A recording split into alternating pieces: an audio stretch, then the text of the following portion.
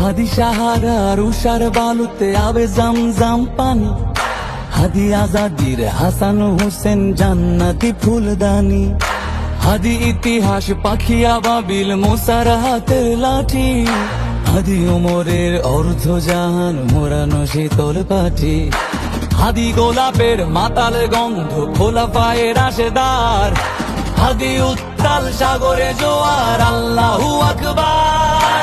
আবু বকরের সিদ্দিক থেকে আলোর ঝর্ণা এনে হাদি জেগেছিল তরুণ আলীর সাহসের সুধা টেনে।